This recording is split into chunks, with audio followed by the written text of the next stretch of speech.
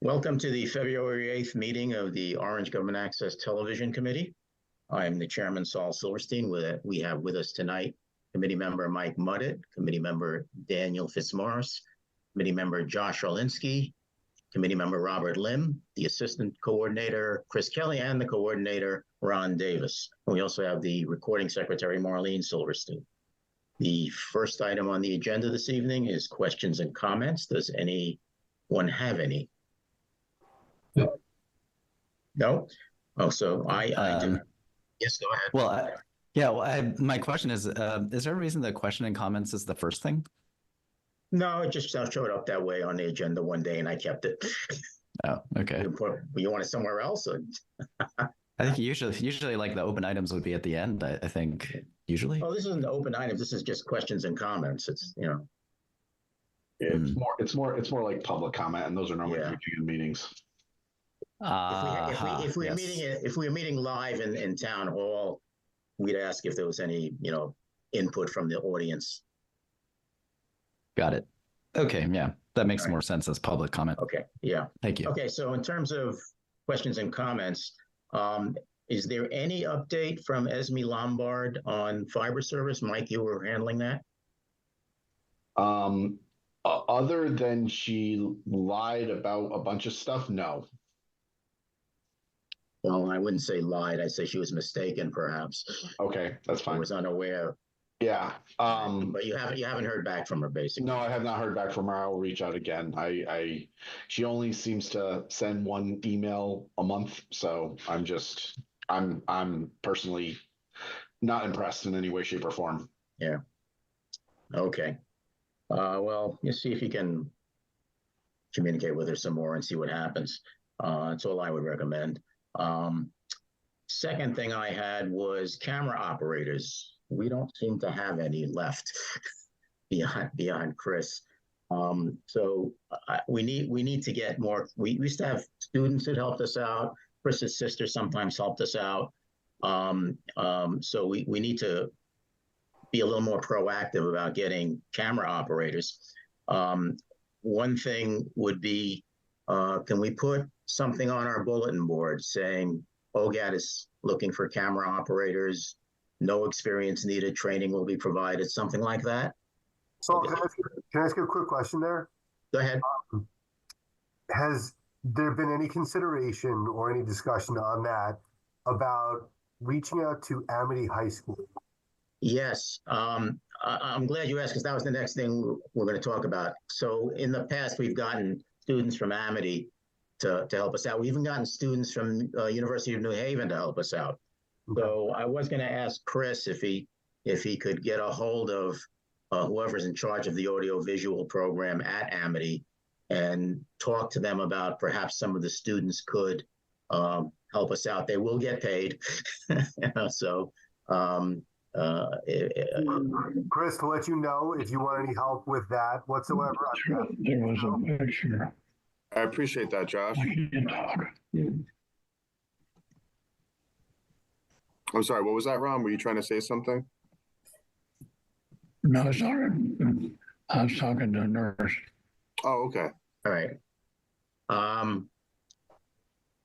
So yeah, Josh, you've volunteered to help out.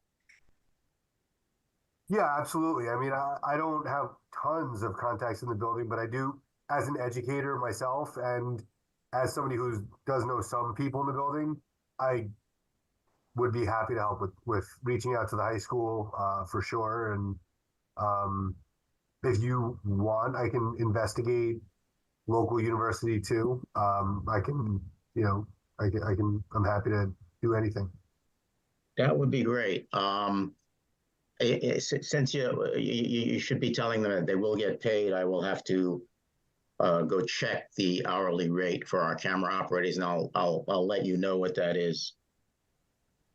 The only thing I would say is, when I go to do this, I'm going to need probably a little bit more information as far as what is expected of the camera people, what type of equipment are they actually going to be using, so that if they're like completely unfamiliar or, not confident in doing so that like we can prepare them. But yeah, I'm more than happy to do that. Yeah, so if you, I guess that information, I think you'd have a good discussion with Chris about, and he can fill you in on the very details. Absolutely. Is there a job description or something like that? I mean, that's usually what the. There may be. I have to go look at. I have to go look to see if we have a formal job description. I know we have descriptions for the coordinator and assistant coordinator. I'll look to see if we have one for the camera operators also. But typically, it's just run the camera and maybe help out with preserving it onto. It used to be discs. Now, how everything is streamed. So. Right, yeah. I was just thinking that a lot of the questions Josh was asking would usually be provided in a job description. Yeah, was my idea. That's a good point. I don't know if we ever got around to writing one of those, but I'll look. We may have. Okay. Third thing I had was after the last meeting, the committee members made a lot of requests for things. So I wrote them down and sent an email out to Chris and Ron about it. So one thing was to provide a monthly average YouTube hit count for the coordinator report, as well as any other statistics you think might be useful. I don't think that was in the current report. I don't know if you were so busy that you didn't get a chance to do that or just forgot. I started to, yeah. I drafted a, I wanted to present a new graph that shows the progression of view counts since we started on YouTube. Mm-hmm. I started to draft that up, and I'll have that for next meeting. Okay. Okay. Then there was add a statement to the OGAT page on the town website, reminding people that they can subscribe to our YouTube channel. Mm-hmm. No, I'm sorry. We were going to put that on the website, right? Or is that on going to the go town on website, on the OGAT page? On the OGAT page on the town website. Okay. Yeah. I will update that. I haven't done that yet. Yeah.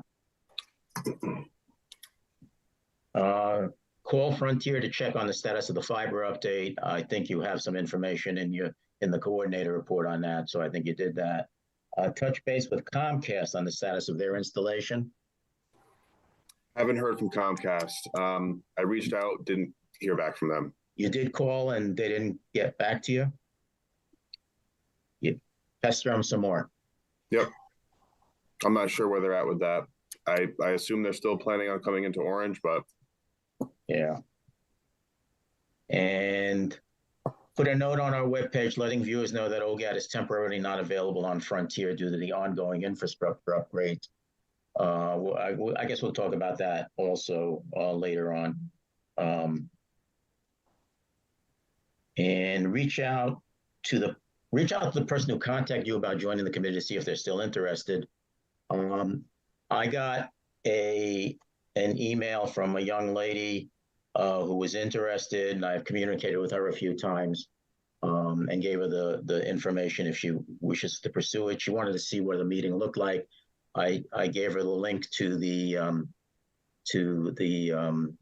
some video on demand that we have for some recent meetings that we did via Zoom, and told her tonight's meeting would be on Zoom. So she may be watching. Hopefully she is, and she's still interested. The person you contacted you, Chris, you have not heard back from them again, or? Nope, I reached out again, didn't hear back. So you tried to contact them again, or no? I did. Yep. Okay. All right. So that's all I have for questions and comments. Next item on the agenda is approve the minutes of the January 11th meeting. So I will take a motion to approve the minutes.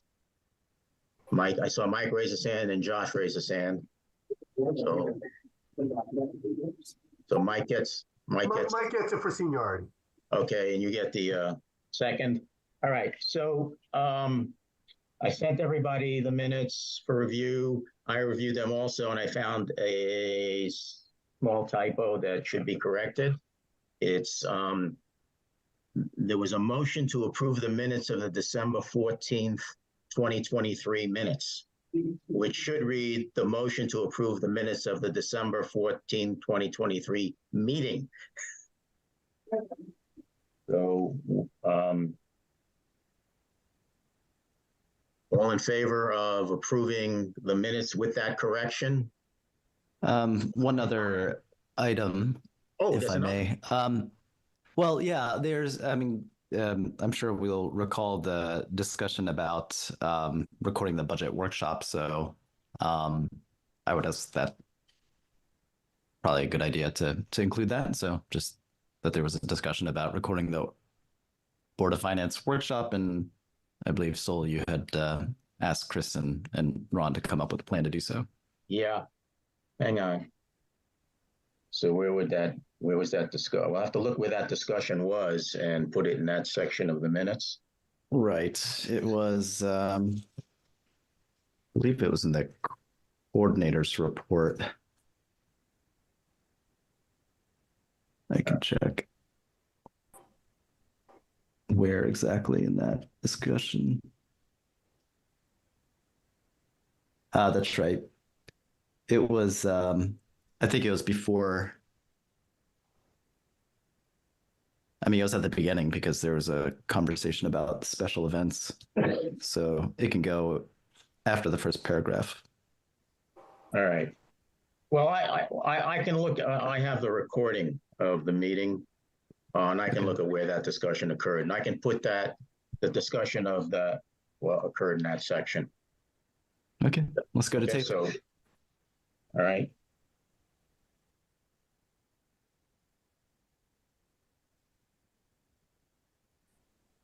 I'm just writing notes for myself. Budget workshop. Okay.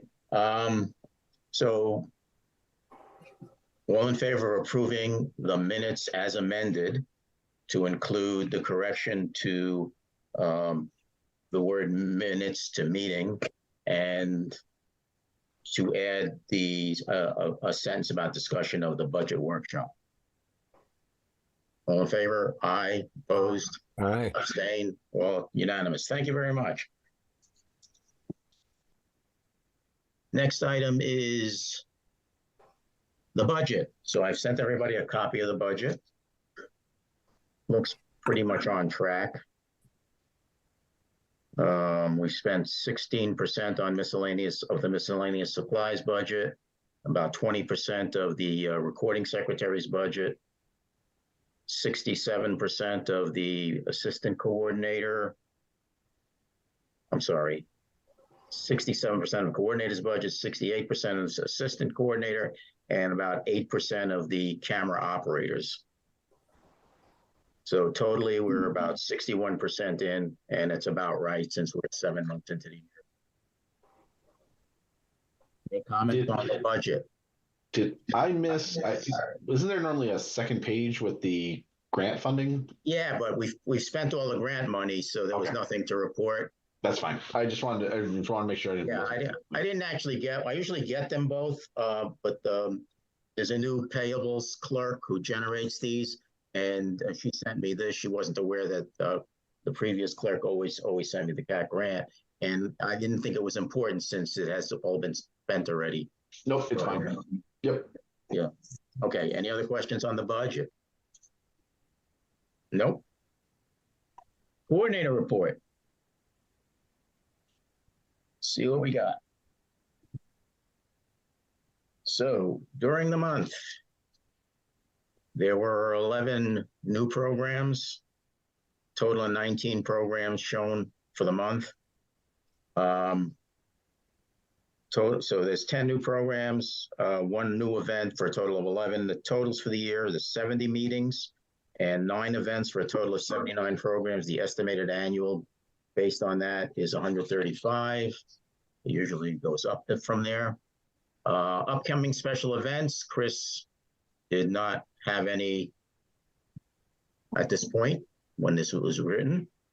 Live hits, Teleview Cloudcast 192, video on demand hits on Teleview 25, and YouTube Live plus VOD 1,536 hits. Comments. Frontier began installing their fiber near the end of the month. They will be coming back to complete the installation at the beginning of February so we can restart broadcasting to Frontier's TV service on channel 6063. And then we were able to accommodate a late request by Community Services for us to record a presentation given to the Senior Center by a local historian about Eleanor Roosevelt. But that was kind of a last minute thing you were able to do for them? Mm-hmm. Okay. Yes. And has it been shown yet on the air? It was shown, yeah. Okay. In February. I think in the coordinator's report, it shows when it was shown. Oh, it does, right. January 17th. I see that. Yes. Yeah. Okay. Any questions on the coordinator report? Any updates from Comcast, Chris? I think we talked about that earlier. No. Oh, I'm sorry. Nothing from them. I'll reach out again though. No, it's okay. I was writing my angry email. I'm sorry. No worries. So a question about the Eleanor Roosevelt thing. I know in the policies, this is not the top priority. Do we basically handle those as they come in as possible? Yeah, we try. If someone's available and we can shoot, I was asked to shoot this particular thing. The director of community services reached out, asked if I would be able to cover this. She said there was a lot of senior citizens that were attending the event, but there were a lot of senior citizens that couldn't make it. So she wanted it recorded so that people who couldn't make it were able to be there and experience it. So I told her I would try my best to do it. And I found a section of time to film it, and we covered it, and it's on YouTube now. We're authorized to do that on policies and procedures. Mm-hmm. I mean, I know that the library does some programming. I don't know if all of it would be as conducive to recording, but do we think this is something that is worth kind of looking at more proactively? Just to add to the mix of content. I noticed the share exercise just seems to be like the kind of like top video of all time for us. We use that for filler. We kind of use that for filler. That was one of the pandemic activities that we recorded. So there's a few of those. There's a chair exercise. There's an arts and crafts thing. When we have room for some filler, those go in. There's a senior center promo that gets thrown in there every once in a while. So those are fairly short programs. I mean, now that we've gotten past our policies and procedures say that departments can request that we record stuff, or they can request that they provide us with stuff that they've done. If it's of general community interest, there's no reason why we shouldn't, if we have the personnel available to do it. No, I agree, Rob. The chair exercise is great, but we could always use more content like that to fill up space. Yeah, and now that we're past the bicentennial interviews, because that was a log jam that really kind of jammed us up probably a whole year of content we really recorded. I think it's not a bad thing to start reaching out again and just see if, like you said, anybody has any programs they wouldn't mind us showing up for. Mm-hmm. Okay, but yeah, I can. Oh, I'll just add. I love what you said, Saul. I mean, it's pretty easy, to get a tripod and record something on your phone. I mean, just the outreach even to the departments to say that you could make a 5-minute video and we would consider receiving it or helping them make it, just so it's a lot less taxing on y'all, but also it's just so possible now to very easily make a pretty high quality video that would play pretty well. Absolutely. Yeah. So we have equipment that we can provide. I mean, I don't think we're not trying to say we're going to take here's our equipment, go film with it. But as of right now, I mean, if there's content to be shot, it falls on us to record it and produce it. I think most people, I mean, most situations, they're not saying, oh, here's this file, will you play this? I mean, that would be nice if there was more of that, but right now it's on us to capture what people are requesting. So what I think Dan is saying is that we should publicize that a little bit more. Yeah. Maybe a memo to the town department saying, listen, if you have a program that you of general interest to the community that you think we should record, please let us know. Or if you can record it and give it to us and it meets our standards, we'll show it. Yep. We did that a couple of years ago. Yeah, I know. It's time to do it again. Mm-hmm. That's a good point, Dan. Thank you. Anything else? Okay. Guess we'll take a motion to approve the coordinator report. Dan, and a second by Mike. Thank you. All in favor? Aye. So everybody raised their hand, so it's unanimous. Thank you very much. Bicentennial activities, there aren't any as far as I know. I know Chris was supposed to do one more interview. Chris? Yep. Haven't gotten anywhere with that. So as of right now, I'd say we're pretty much wrapped up with the bicentennial activities. All right. I'm going to remove it from the agenda. Okay.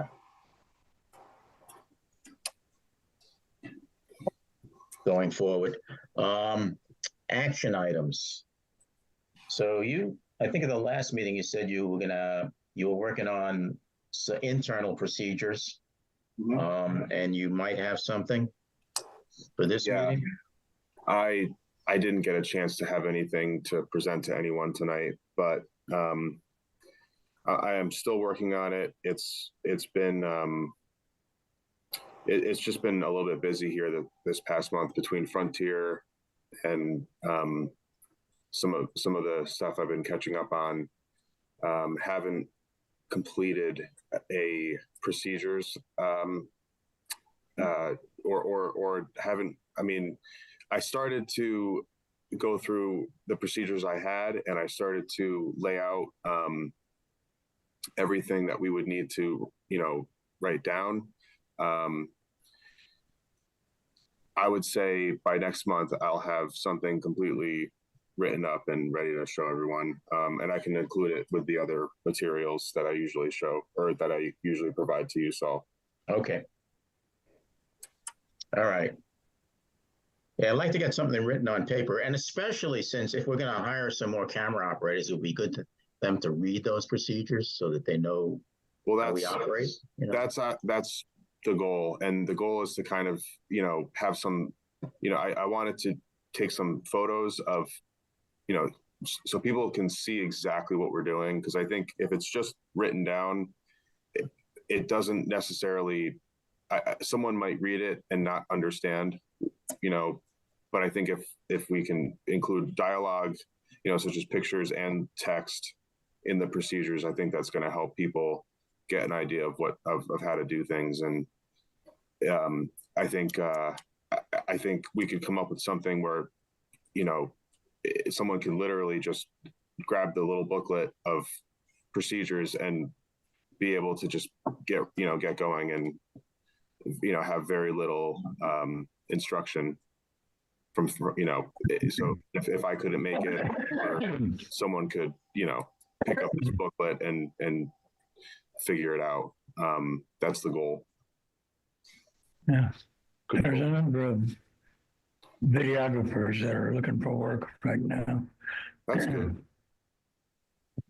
That's going to be a good choice to get one of those guys. Okay. All right. Anything else on those action items?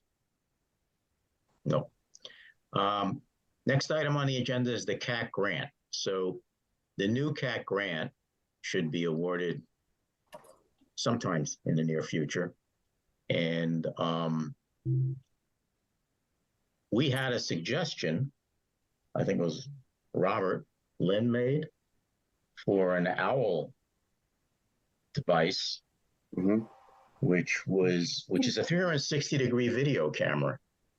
that could sit at the conference table when we have a live meeting and show everybody on the screen, kind of like the Zoom image that we're using right now.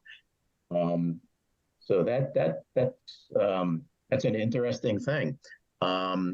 Chris, did you get a chance to look into that device? I did. I think it's a great tool.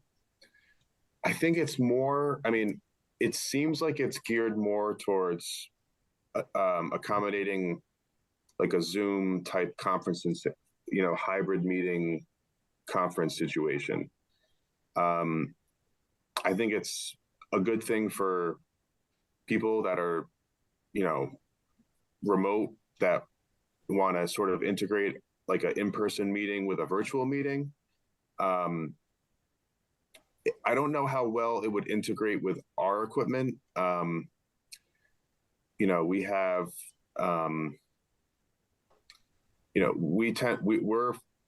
we're set up to do a little bit more of a production. Our camera shots are, high quality camera angles, and then the other problem that I'm seeing with that is I don't know how well it would. I mean, I don't know how we would integrate that. I mean, yes, it can stream to YouTube, but it doesn't necessarily integrate very easily with our equipment. So I'm not saying. I mean, if boards think it's a good idea to have it. I mean, most of our meetings are in person now. So Chris, is there, the owl is one thing, right? Is there a professional camera sort of like that's meant for doing more like video production where it can be in the center? Like I'm not thinking so much of pan tilt zoom because that could just be disruptive, right? Where this thing is flying around looking to try to find angles of different people. But is there anything like a 360 camera that more can just plug directly into your board? I'll have to look. I'm sure there's some cameras out there that can do some more automated features. I mean, we just recently, our last year's grant purchase, I just bought 2 new cameras to use when we're not here in town hall, and those have some auto tracking capabilities, but haven't really played around with it too much, and it's not necessarily going to provide what someone operating the meeting would be able to provide. I think right now we take a very professional approach to how we film these meetings. Like everyone has their own microphone. We're managing like 10 microphones at least, and we're able to control each microphone individually depending on who's talking.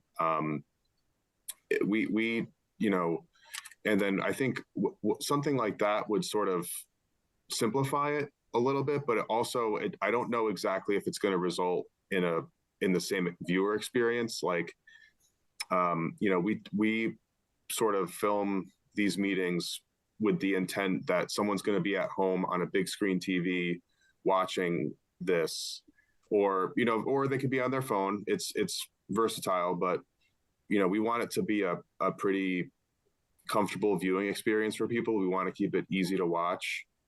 And I think I just don't want to, I want to try to maintain the professionalism of the way things are shot.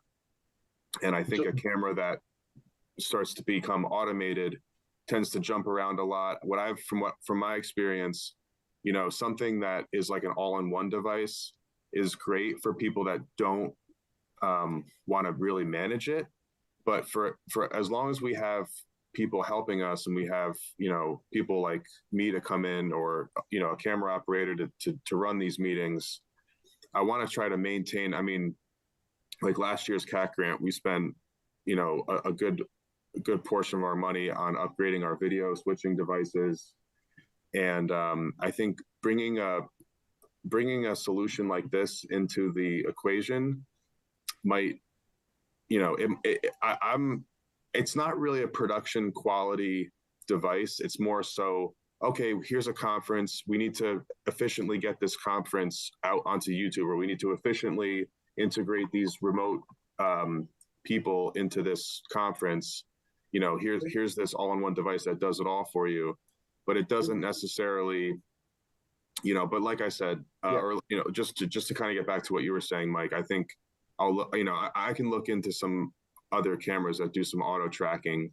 But and I don't necessarily think the auto tracking is necessarily the problem. It's more that, you know, it is an interesting angle, right? Being in the center of the table versus, you know, our angles tend to come over one side or come over the other side, right? So it definitely makes you feel more in the center. The other thing I wanted to talk about, Chris, on that, I know we've upgraded our video switching board, and I've always imagined, and don't get me wrong, I don't want to be like, you know, a CNN or anything where we have, you know, two talking heads next to each other, because that's not what the experience is supposed to be.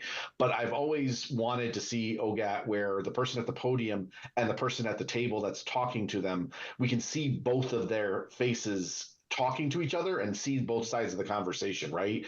And I understand that now that kind of adds an element that, you know, the person that's managing the microphone is also the person that's managing the cameras, and being able to make sure you switch and you go to the dual screen.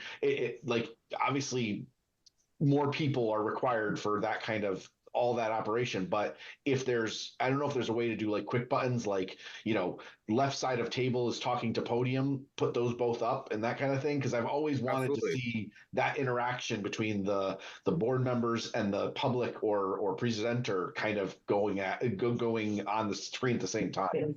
absolutely. To answer that and hone in on that, I think that's a great suggestion. And I think that with what we currently have, we can do that. So I'll look into that and I'll see if that's something that can be done. I'm pretty sure it is. And there are macros, you know, there's macro functionality, so we can automate certain, you know, controls and come up with a, you know, a systematic way to, you know, to kind of make those sort of easy for one person to manage, right? I mean, that's exactly the big thing, is like, we're not wanting to necessarily make we have 4 cameramen just to operate an OGAT meeting.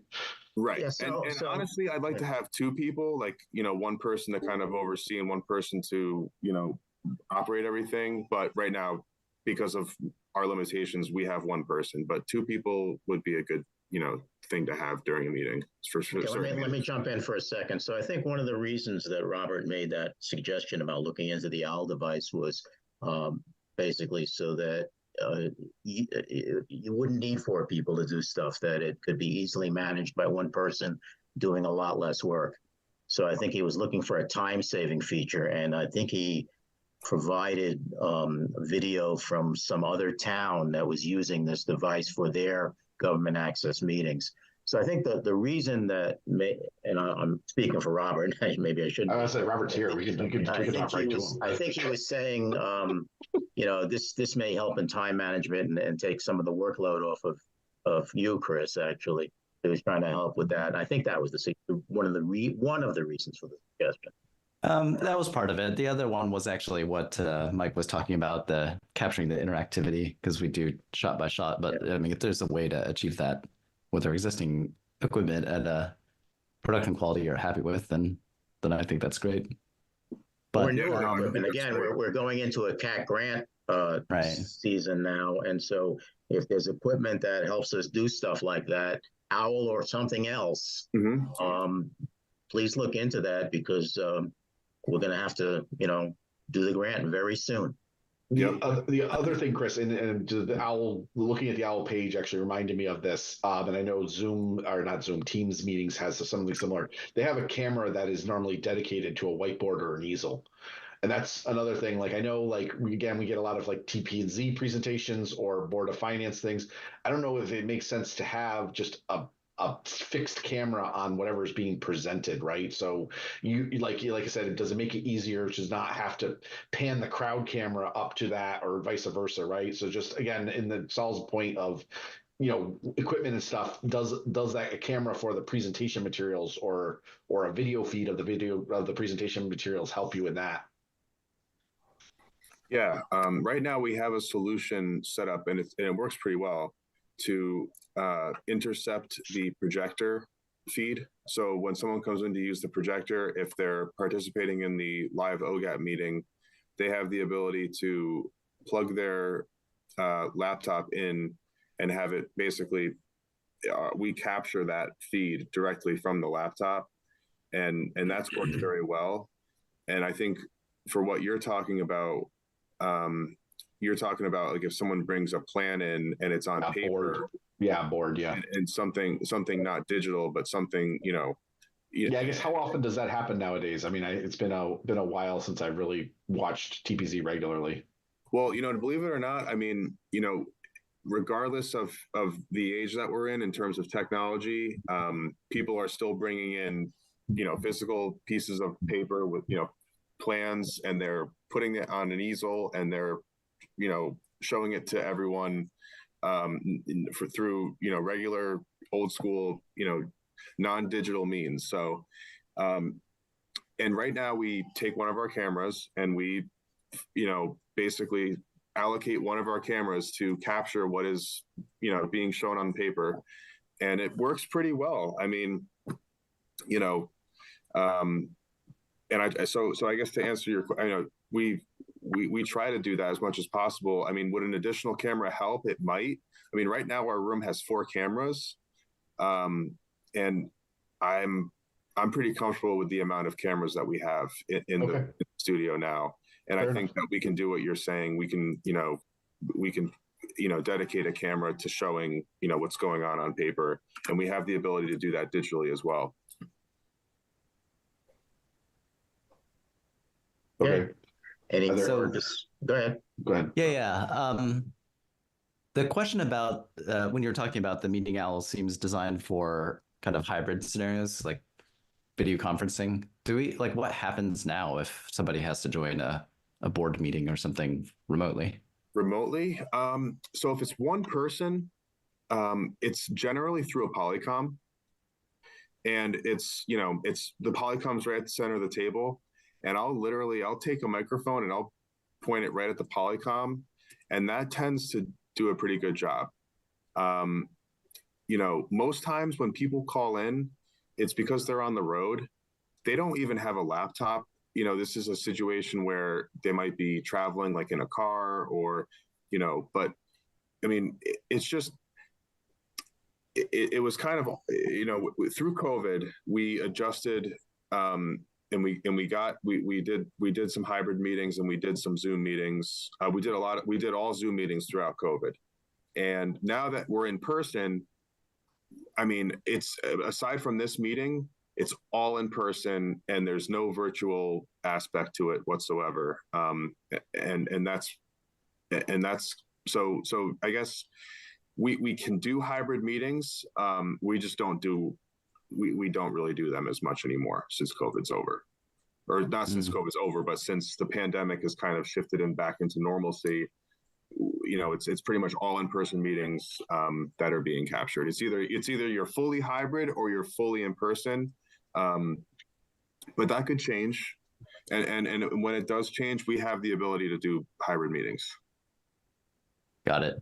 Yeah, I mean, I'm sort of curious if we don't do hybrid meetings just because it sounds like there's not really a meaningful way of participating in meetings remotely.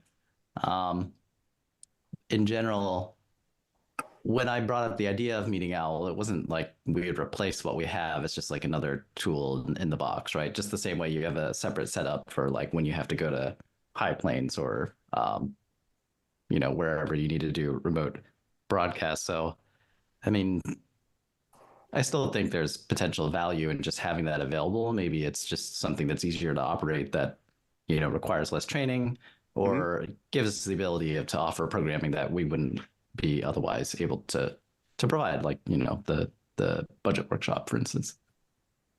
Absolutely. And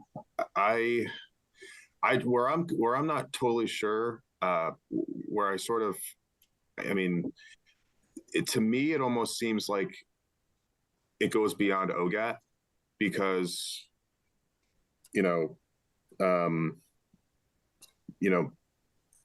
people might just want to have that tool, available to them, even if OGAT's not in the picture, it almost seems like an IT question, where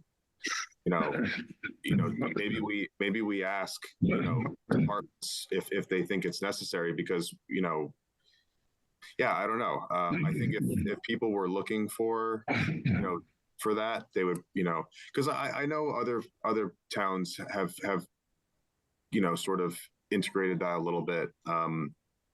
From I heard that, I mean, not to put anyone on the spot, but I heard there was another town talking about literally building like a hybrid meeting room, and this was during COVID, so I don't know where they've gotten with that. I don't know if that's actually happened, but but I just don't, I'm just, it almost seems like that might fall outside of the scope of OGAT, and that might be more of a general just asset to bring up with maybe the IT department or particular I don't know if you understand. I don't know if that makes sense. I totally get where you are, Chris.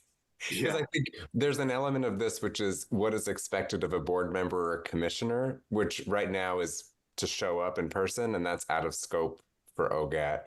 In the same way that residents can only engage in these meetings if they show up in person. Also, I think out of scope of OGAT.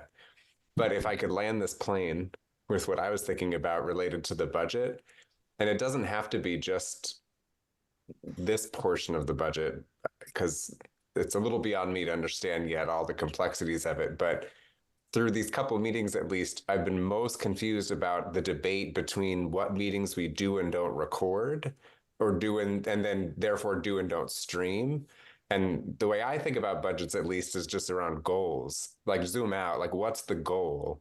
And Chris, you actually articulated a great one. Like, one of our goals is that we have extremely good quality video and audio, right? Like, these are like easy to watch, easy to understand what's going on, right? There's no point in doing any of this work if you can't actually hear what's going on in the meeting. But I think another goal, which is why I struggle with this one, is we should just record everything. Like, we should just record every meeting, which means we need to figure out, like, what capacity does that require? Like, what does it really cost to cover every meeting? We don't have to cover every meeting with hair and makeup. Like, it could be that some of the meetings are covered with an owl, and some of, like, the Board of Selectmen meeting is always covered with hair and makeup. I assume you do hair and makeup, Chris. I'm not sure.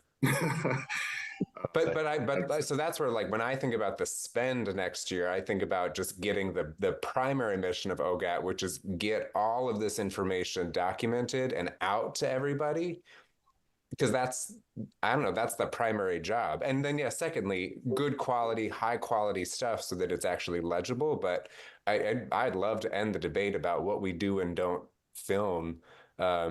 It seems like we could figure out how to do that within the boundaries of the grant and the budget, and with some tricks, like some tricks of, like, more camera operators, maybe a tool like an owl that creates a sort of, streamlined way to do this for a commission or a board that we decide is, like, owl worthy, but not hair and makeup worthy. So that's my pitch. Like, 2 goals next year: great quality stuff, and also all of it. It's just all recorded and put out.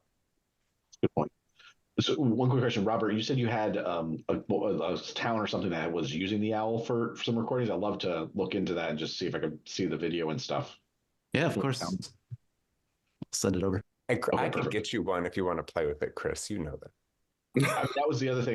That's a great thing, right? If we could just play with it and see what it kind of can produce. And then the other thing is, I don't know, especially if we know what town or city is doing the work right now with it, just talking to them and be like, okay, what are the challenges? Like, can a normal board member just turn this on and go and not have an OGAT personnel there? Or is this, like, I'm just thinking about this is the new voice recorder, right? So back in the day, a secretary would sit down at every board meeting and press the record button on their tape deck, and the meeting would be recorded for them to take minutes later, right? Is this the new version of the cassette recorder?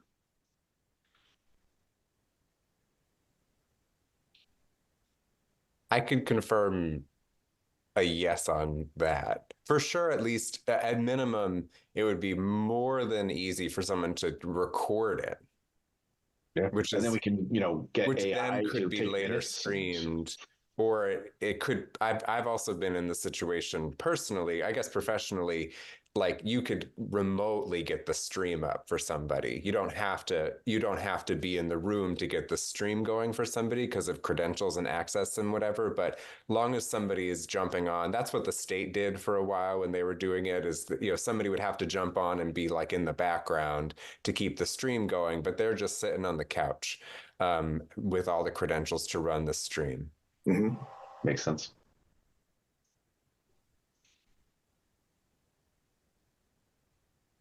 Okay.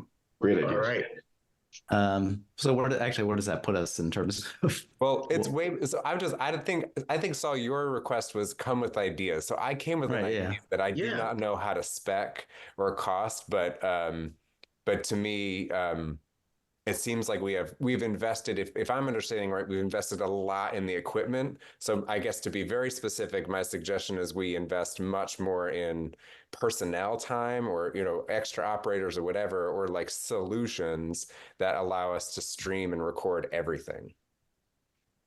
Yeah. And we have asked for personnel hours before in the CAC grant. So I think normally, Saul, right, the process is we brainstorm, then normally like Chris or Ron come back with a budget proposal, and then we kind of talk it through and say yay, nay, and put it kind of in a priority order. Yeah. Typically what we do is we ask for Chris, Ron, and the committee come back with equipment that you would like to purchase. And then we go look at that and decide what we really can get, given, we'll apply for a grant for that stuff. Typically we get we had been getting somewhere between $20,000 and $30,000 for equipment. Sometimes when we didn't have equipment, we would put the funds into labor. But our problem with labor is we don't have any. We don't have the personnel. So we need to get personnel to be able to do this. And I think we don't have the personnel yet. Yet, correct, yet. If we get the personnel, certainly, more people means we can record more meetings. Yep. And that if you read the policies and procedures, you will see there's a priority things that we're supposed to record, and then everything else. And usually everything else is et cetera. It says Board of Finance, Board of Selectmen, TPZ, et cetera, right? So if you read that, you'll see what the priorities are supposed to be. So I would continue to look at this OWL device and anything else that's equal to or better that could accomplish some of this in terms of reducing manpower or doing the two talking heads on a screen or whatever you want to call it, and go for it. I mean, every year when I write we have to submit a report to the town of what we did for the annual report, and one of the things in the boilerplate that I write is that we try to be on the leading edge of this business of recording government programs in terms of our technology. And so looking at stuff like OWL or other devices is exactly what we want to do.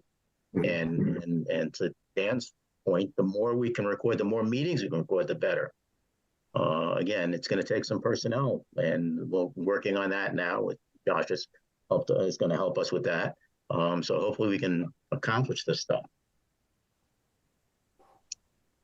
Anything else on this? Okay. So like I said, the CAC grant should be coming up shortly. We usually get a request for our request, what we want. And then we'll see how that goes. So think of things to put on that list of things we want to buy. And is there a deadline or something we should be thinking about? It's usually February.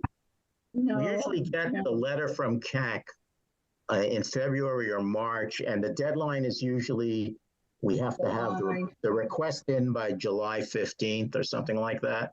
So we have a few months. The way it's been operated in the past, And so just plan on getting this list together as quickly as possible so we can investigate the equipment, decide what we want, and request it. Okay, so for the next meeting, I'd really like to see that list of equipment and from Chris and the rest of the committee too, please. You know, if you have equipment you think like this owl, I would put the owl on the list, and Chris should be looking into how well it would integrate or how we could use it, or if there's something better.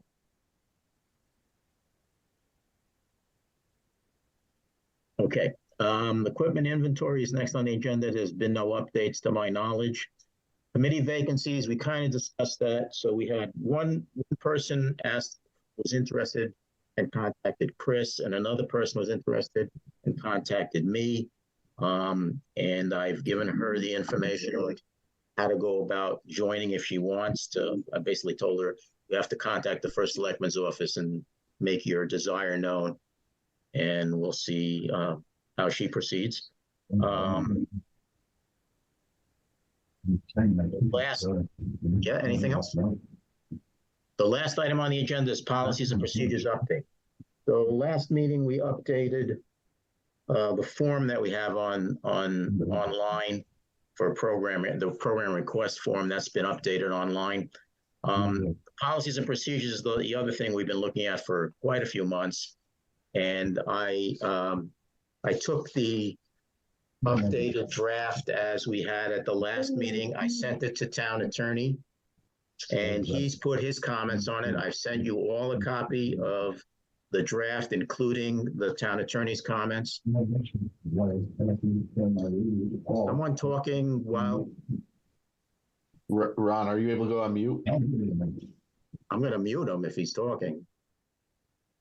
I don't think he's talking. I think it's background noise where he's at. Oh. All right. So he changed the preamble. He has that whole second paragraph in the preamble he put several sentences in there. He made some more minor changes here throughout the document. This is all on the policies, actually. I don't think he made any suggestions for the procedures. But the one that really got my attention was in informational programming, section, there's lots of letters and numbers here, is section 3.2, subparagraph C, where it states production and distribution requests will be subject to the review of the government access coordinator for compliance with the policies herein and technical and logistical considerations. The decisions of the coordinator may be appealed to the committee. And he asked a very good question. How? What is the appeal process? Does it need to be filed within a specific time period? And none of that is defined in the policies. So how would one appeal if the coordinator decides, no, we're not going to record your program? So the thing is that a lot of these requests come with very little time. So there might not even be time for an appeal. If the committee has to meet and then vote on it, it might not happen. So the question is, what do we do about that? Do we just take that whole appeal thing out and say the decision of their coordinator is final, or does anyone have any suggestions? I'd probably put a number of days or a length of time that it has to be answered. Yeah, but the point is, if they request the program a week before and the committee just met 2 days before the request, we're not going to meet again for another month. We would have to call a special meeting very quickly. And so it might be impossible. Just turn it down. What? I would turn it down. You would turn it down because of the short time frame? Is that what you're saying? Yep. And then they would appeal. How would they appeal? We give them the right to appeal. The point is, we give them the right to appeal. Put it in the procedures that it's required.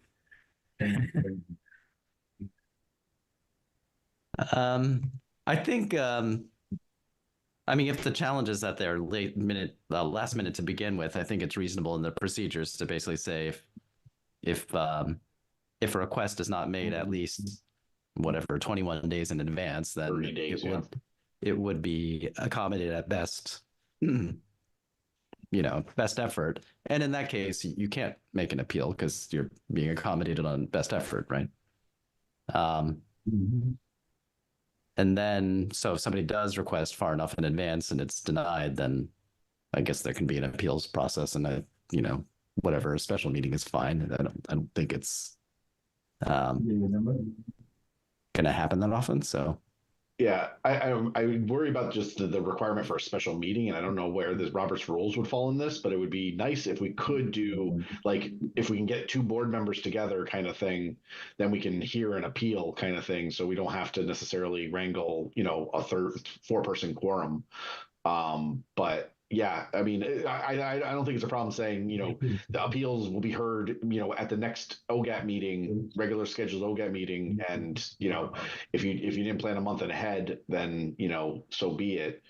I don't think that's too much to ask based on, the limited resources that the OGAT has. Okay. Anything else? Any other suggestions? I'm trying to look. So what were the options? That we could call a special meeting, or we could just say it's... So one first thing I heard was you should specify some time frame in advance of the program date, recording date, like 21 days or 30 days.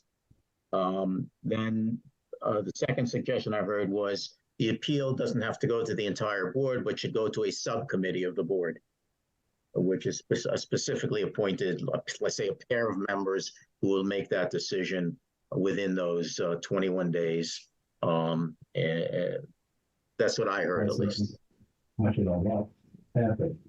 Yeah, I mean, maybe just make it the chairman's responsibility to say he can appoint two members to hear the appeal, any two members.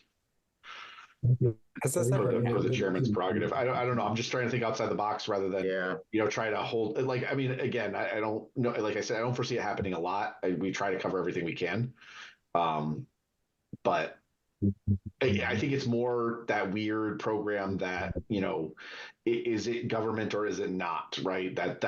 Those are ones we've probably had the most discussion around in the past. Yeah.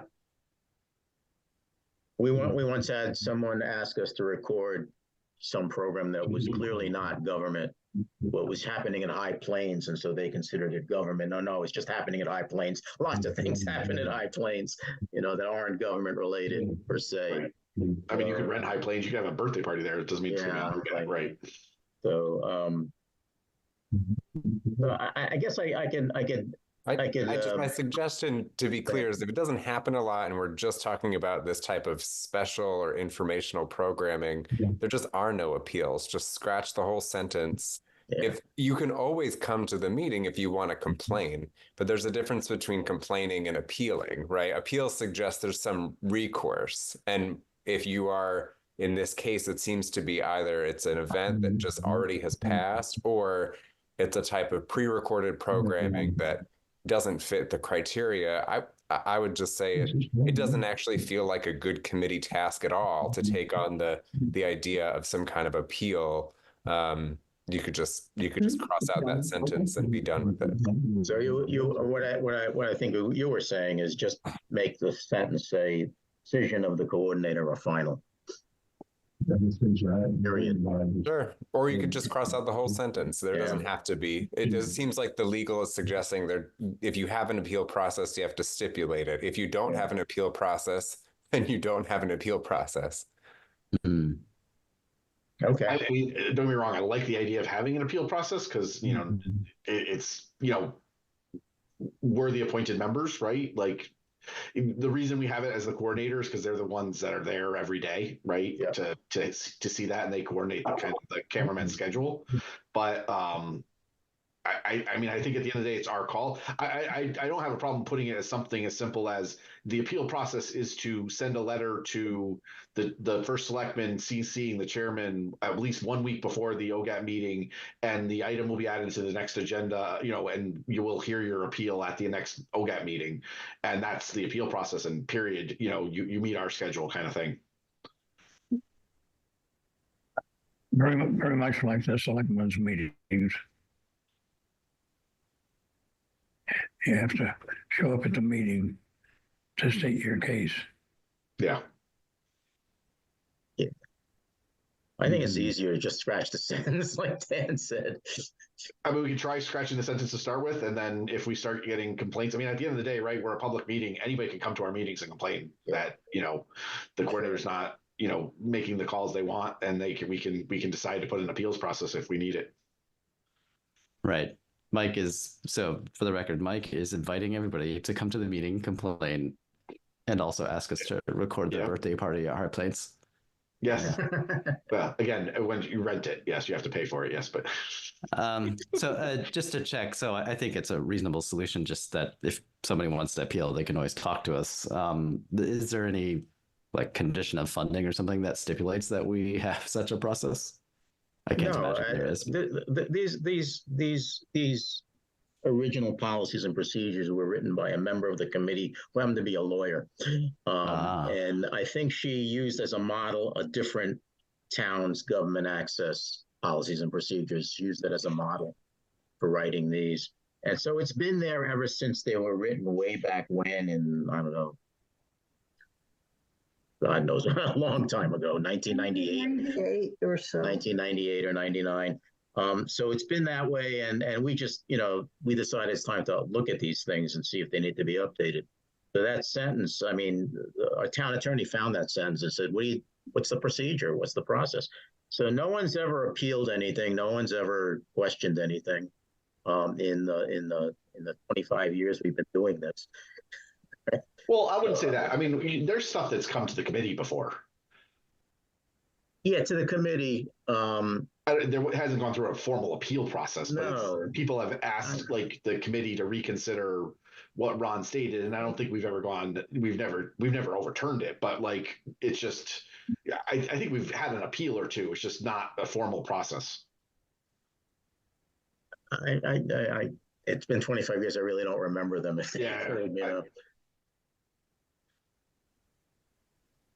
Again, vague recollections of some religious ceremonies and stuff, like you said, that's been had. Well, that specifically violates the policies and procedures. Right, and we've just clarified that. But I mean, they've escalated it, if you will. Yeah. So politics, religion, all those things are not part of government access television. The only politics that occurs is an incidental mention during a program. But a pure political event, we don't cover. Pure religious event, we don't cover. I feel like I'm channeling my inner Gary here. What is on the table at the moment, Saul? We have the red line. Are we trying to approve these? Do we need to approve them, or? Yeah, we're basically, this is our draft for an update. And the town attorney is asking a question about that one specific. He's made some changes that he recommends, and then he's asked this question on this one sentence. So the question is, do we take the simpler approach that you recommended, just strike the sentence and we don't worry about it? And what about the rest of the changes? Do we approve those, or do we want to change any of those a different way? And do we approve the document? I'd be thrilled to make a motion to approve the document with the changes, with the additional change of just striking the sentence that makes mention of an appeal. I would be thrilled to second Dan's motion. Okay. That was the best Gary I've heard in a long time.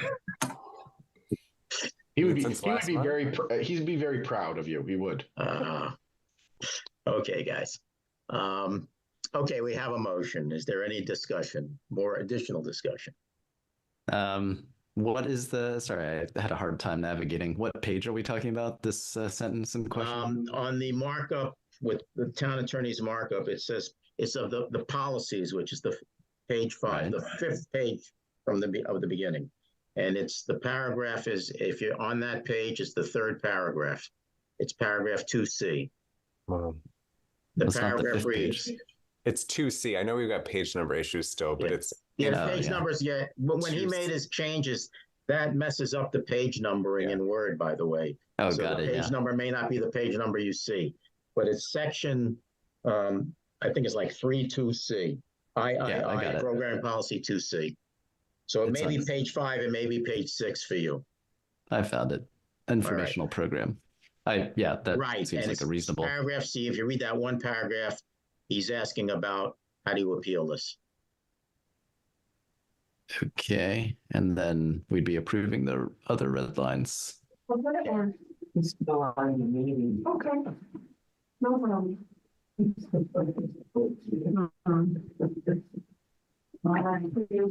It's Ron's mic. Mm-hmm.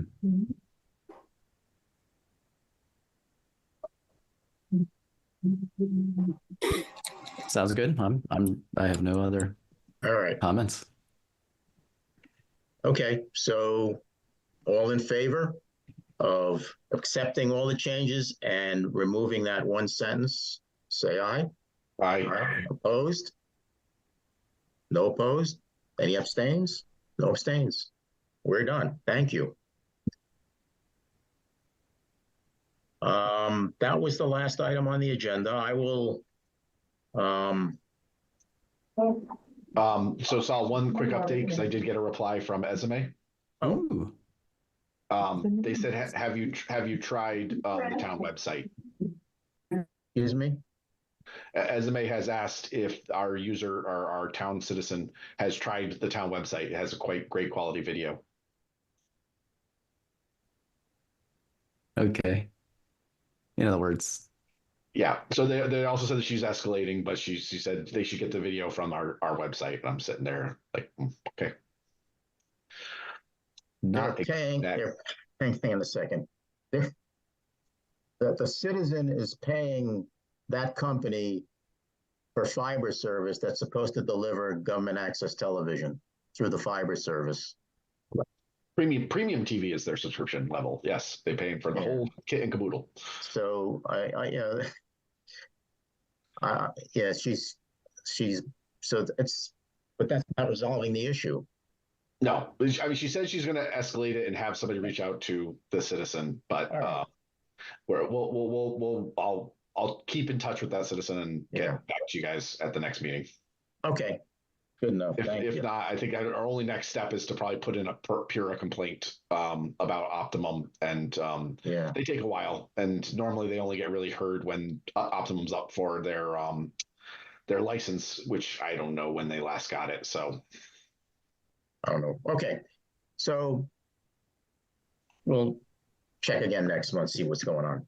Yeah. All right. That's it as far as I'm concerned. all right. Unless anyone else has anything. I'd like to move to adjourn the meeting. Thank you. I need a second. Thank you, Mike. We're out of here. Thank you all. Thank you all. We'll see you next month. Thank you. And I may be back. We may have an actual in-person meeting because I'll probably be back. Have a good night. Chris, I'm going to reach out to you on email in the next day or two. All right. Sounds good. I appreciate it, Josh. Thank you, everyone, for all the input. Have a good night. Thank you. Guys. Take care. Good night.